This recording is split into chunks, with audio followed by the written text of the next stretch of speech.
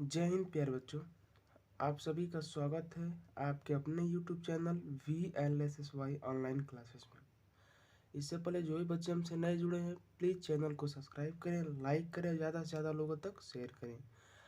आज हम पढ़ेंगे ट्रिग्नोमेट्री, वो भी बिल्कुल बेसिक से।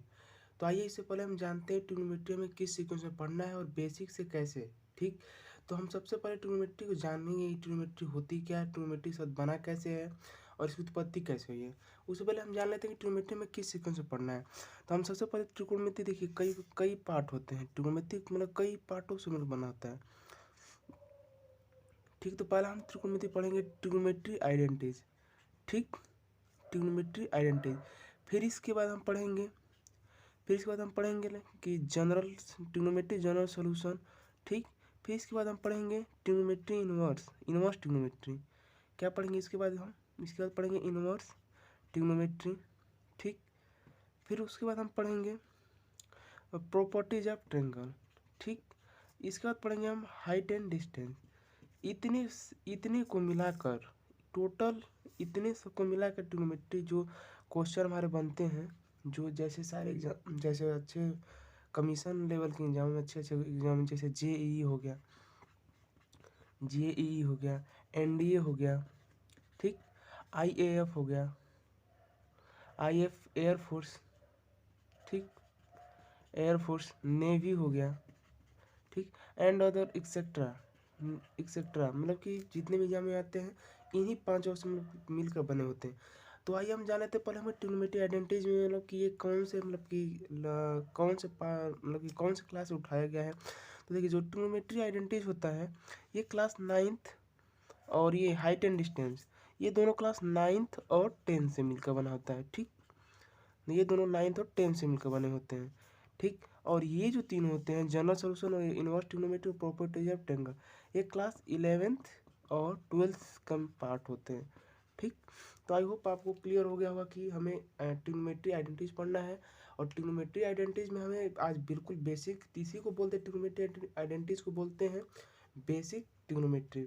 फिर उसका हम जनरल सॉल्यूशन पढ़ेंगे, उसका फिर इनवर्स ट्रिग्नोमेट्री, फिर प्रॉपर्टीज ऑफ ट्रायंगल, फिर हाइट एंड डिस्टेंस पढ़ेंगे। ठीक, तो आइए उससे पहले हम ये जान लेते हैं कि त्रिकोणमितीय शब्द की उत्पत्ति कैसे हुई। ठीक, त्रिकोणमितीय शब्द की उत्पत्ति कैसे हुई और त्रिकोणमितीय शब्द बना कैसे। ठीक, तो ग्रीक भाषा के त्रिकोणमितीय शब्द की उत्पत्ति ग्रीक भाषा के 3 शब्दों से मिलकर बना है। त्रिकोणमितीय शब्द की उत्पत्ति ग्रीक भाषा के 3 शब्दों से मिलकर बना है। वो 3 शब्द कौन कौन है? वो 3 शब्द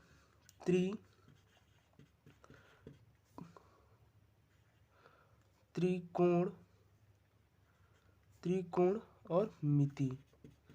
ठीक, त्रिकोण मिति मतलब त्रि का मतलब क्या हो गया? 3, कोण का मतलब कोण। ठीक, मिति का मतलब होता है माप, या फिर हम इसे इंग्लिश में कह लें तो ट्राई। ठीक, फिर मिट। ठीक, तीसरे मतलब ट्राई का मतलब क्या हो गया? 3। ठीक, और गोन का मतलब होता है भुजा। ठीक, और इसका मतलब होता है माप।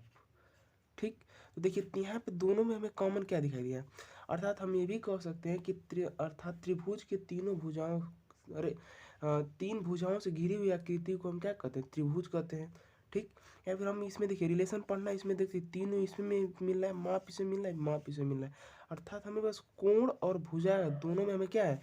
कॉमन नहीं दिखा रहे हैं। मतलब हमें पढ़ना किसके बारे में? त्रिकोणमिति में कोण और भुजा के बारे में हमें पढ़ना, कोण और भुजा के बारे में हम जानेंगे। ठीक, तभी हम जानते हैं इसके आगे त्रिकोणमिति शब्द जो हमको आप सबको अब मालूम हो गया होगा कि त्रिकोणमिति शब्द की उत्पत्ति कहाँ से हुई। त्रिकोणमिति शब्द की उत्पत्ति ग्रीक भाषा के 3 शब्दों से मिलकर बना है, ट्राई या त्रिकोणमिति। ठीक, अब जानते हैं त्रिकोणमिति में हमें कौन सा, मतलब हमेशा समकोण त्रिभुज का आवश्यकता पड़ता है। कौन सा त्रिभुज?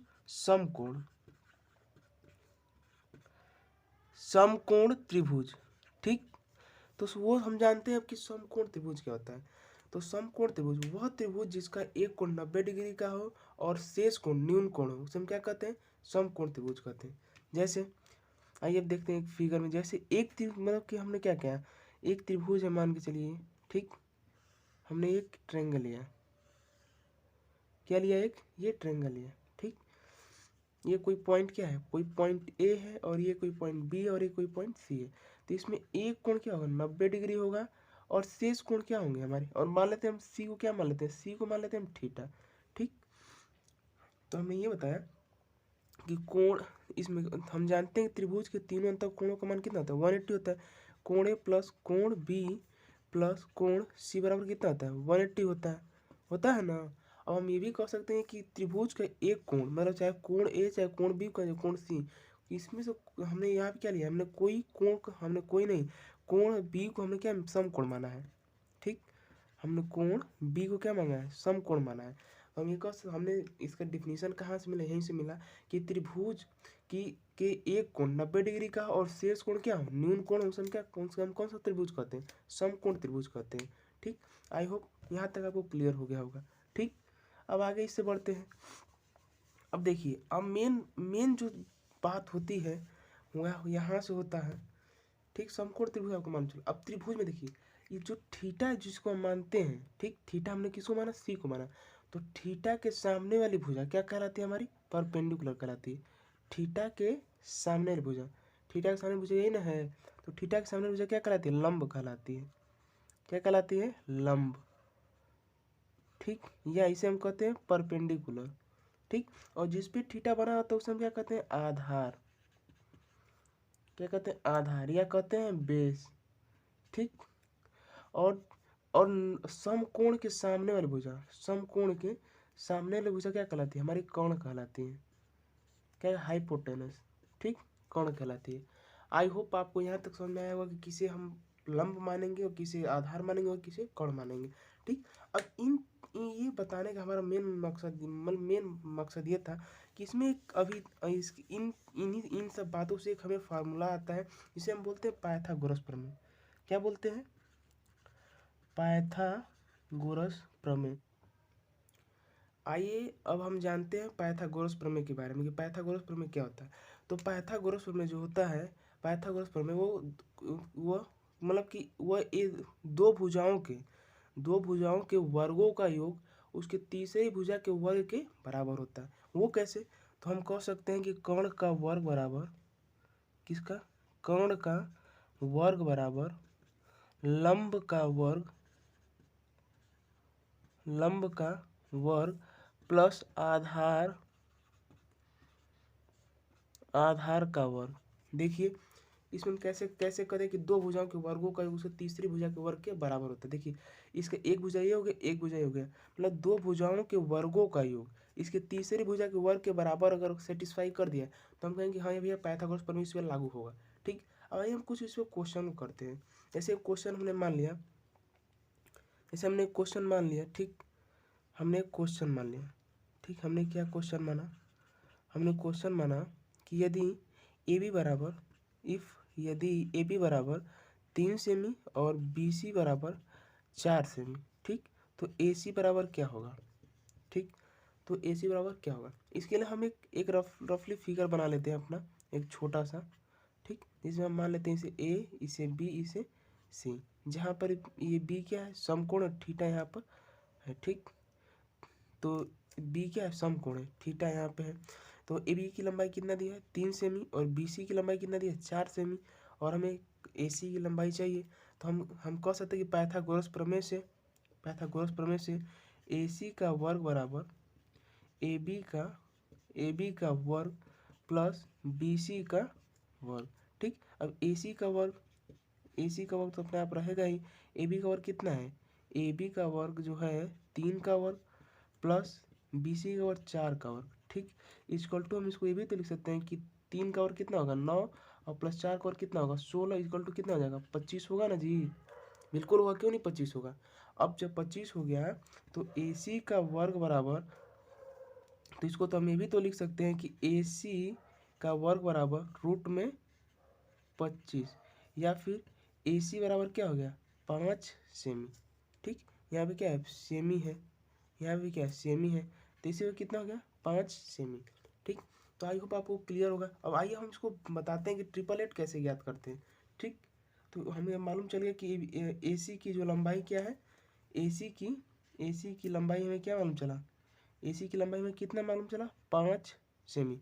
ठीक, अब आइए हम जानते हैं कि इसको हम कैसे, अगर कोई क्वेश्चन आ गया तो कैसे हम डायरेक्ट इसको सॉल्व करेंगे, इतना हमको झमेला नहीं करना पड़ेगा।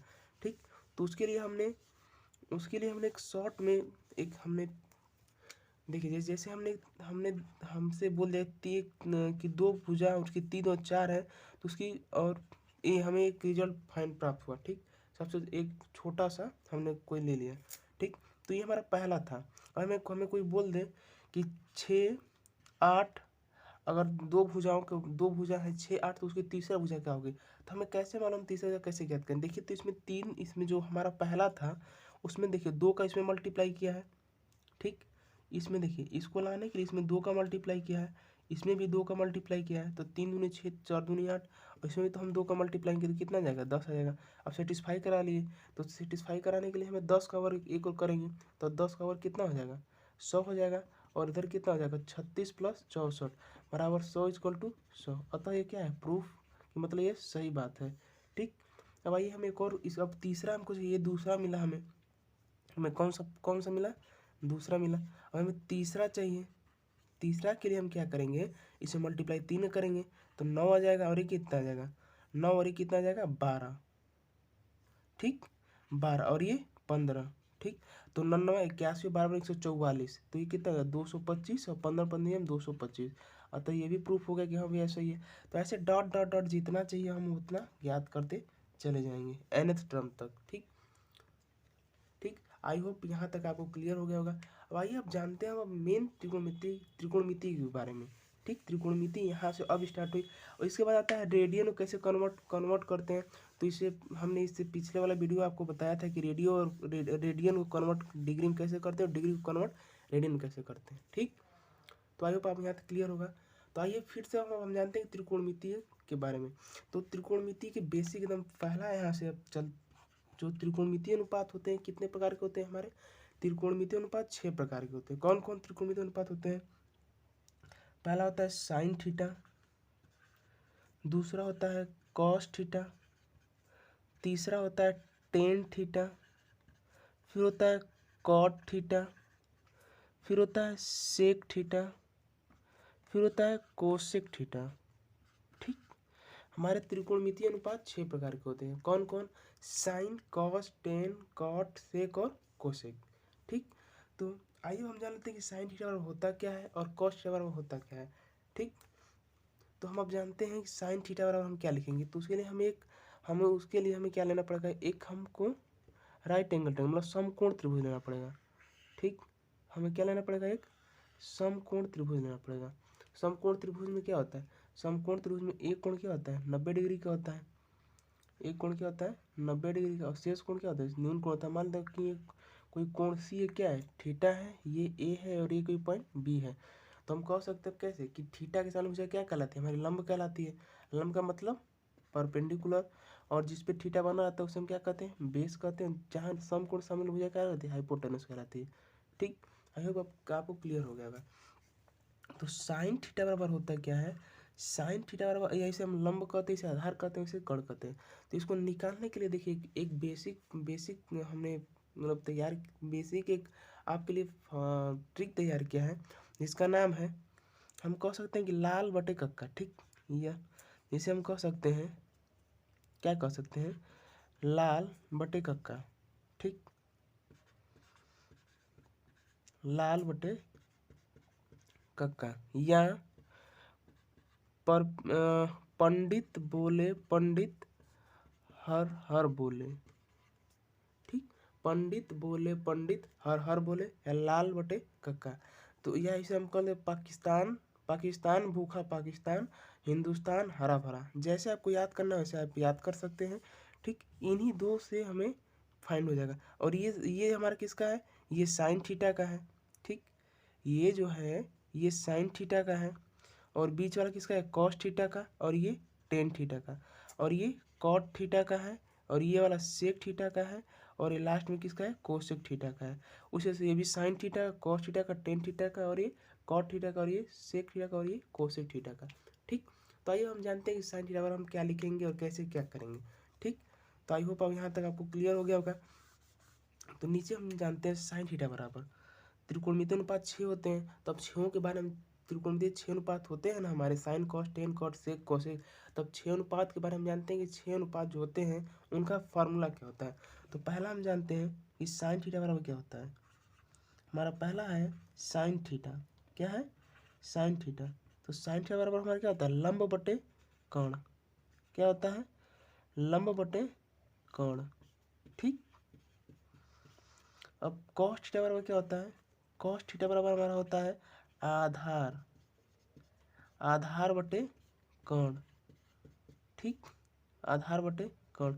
ऐसे हम ये भी तो कह सकते हैं कि परपेंडिकुलर अपान बेस, ठीक, या इसे हम तो कह सकते हैं कि बेस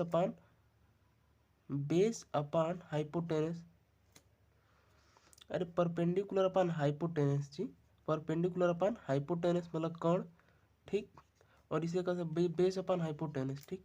अब साइन थीटा कॉस थीटा अब टेन थीटा, तो टेन थीटा और हम क्या कह सकते हैं, टेन थीटा कह सकते हैं कि लंब बटे आधार, क्या कह सकते हैं लंब बटे आधार, ठीक होगा ना जी, लंब बटे आधार। तो इसे हम क्या कह सकते हैं, लंब बटे आधार क्या कह सकते हैं कि परपेंडिकुलर अपन बेस, ठीक। अब यहाँ से देखिए, अब साइन कॉस टेन, अब कॉट की बारी है, गया किसका गया, कॉट थीटा की। तो कॉट थीटा बराबर हम क्या लिख सकते हैं, हम कॉट थीटा बराबर क्या लिख सकते हैं, कॉट थीटा बराबर टेन थीटा का उल्टा होता है, मतलब कि आधार बटे क्या हो जाएगा लंब। तो आधार, आधार बटे लंब, ठीक, आधार बटे लंब या बेस अपन बेस बटे परपेंडिकुलर, ठीक। अब सेक थीटा, सेक थीटा बराबर क्या होगा हमारा, सेक थीटा बराबर जो होगा हमारा वो कॉस थीटा का क्या होता है, व्युत्क्रम होता है, या रेसिप्रोकल भी कह सकते हैं।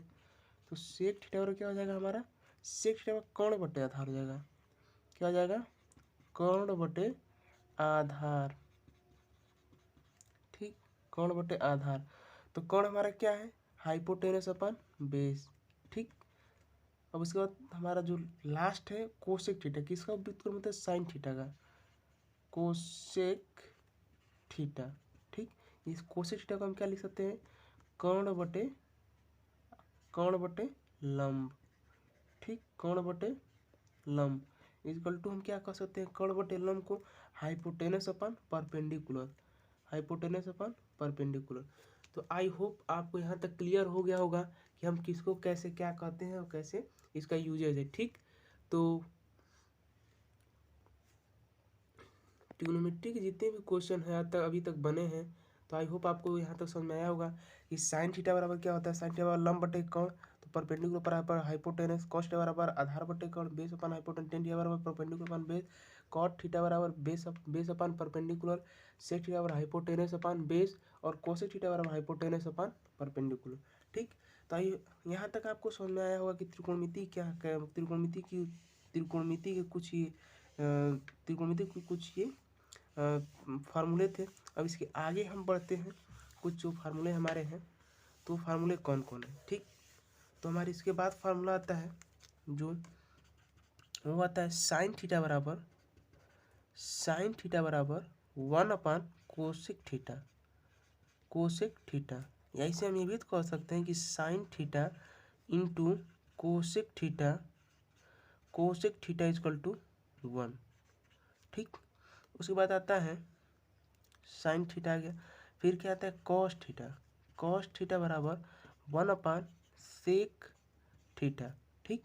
तो सेक थीटा, तो यहाँ से हम इसे भी तो कह सकते हैं, इसको cos theta into sec theta बराबर क्या हो जाएगा हमारा 1 हो जाएगा, ठीक। अब इसके आगे टेन थीटा, यहाँ से क्या टेन थीटा इक्वल टू 1/कॉट थीटा, ठीक। तो tan theta into cot theta equal to क्या हो जाएगा 1, ठीक। तो ये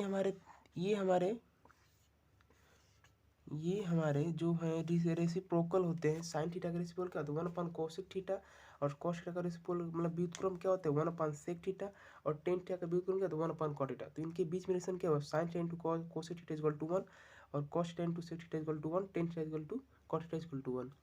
तो आई होप आज का क्लास यहीं तक रखते हैं, और फिर मिलते हैं। इस क्लास को रेगुलर बेसिस पे चलाई जाएगी, और इसके बाद अब जो जो भी होगा वो बेस्ट नेक्स्ट वीडियो में हम जानेंगे कि कैसे क्या होगा, कैसे क्या नहीं होगा। ठीक, तो तब तक के लिए जय हिंद। और इससे पहले जो भी बच्चे नए नए जुड़े हमारे चैनल से, प्लीज़ चैनल को सब्सक्राइब करें और ज़्यादा से ज़्यादा लोगों तक शेयर करें। ठीक, फिर मिलते हैं नेक्स्ट वीडियो में एक मज़ेदार ट्रिक के साथ और मज़ेदार कॉन्सेप्ट के साथ। तब तक के लिए जय हिंद।